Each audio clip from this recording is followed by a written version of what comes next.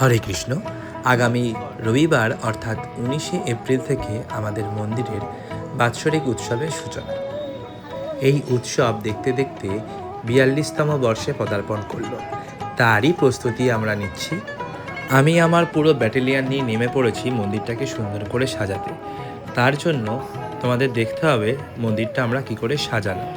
সমস্ত কিছু আমরা নিজেরা মার্কেটে গিয়ে কিনে নিয়ে এসে তারপরে প্রত্যেকটা ডিটেলিংয়ের সঙ্গেই কাজ করি। গেল বছর আমাদের সাজানো খুব ভালো হওয়ায় এবছর মন্দির কর্তৃপক্ষ বলেছে যে আমরাই মন্দিরটাকে আবার নতুন করে সাজিয়ে তুলব। উৎসবটি মোটামুটি 1 সপ্তাহ ধরে চলবে।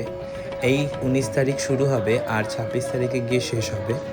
মন্দির সাজানো থেকে গোবিন্দের ড্রেস আপ পুরোটাই আমরা করছি।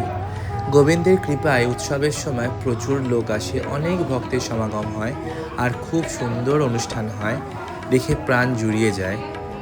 শুধু কাজ নয়, কাজের ফাঁকে ফাঁকে আমরা আনন্দ মজা সবই করছি। যেহেতু আমরা মন্দিরের সব থেকে ছোট্ট সদস্য, তাই সবাই আমাদের কাজকে খুব উৎসাহিত করে। আগে বাঁশের চেরা দিয়ে বেসটা তৈরি করে নিচ্ছি। বেসটা একবার তৈরি হয়ে গেলে তাহলে পরপর জিনিসগুলো সুন্দর করে বসিয়ে দিলেই প্যান্ডেলটা রেডি হয়ে যাবে। আজ তাহলে চেরাটা বেঁধে নিই। দেখা হচ্ছে অন্য এক ভিডিওতে। রাধে রাধে।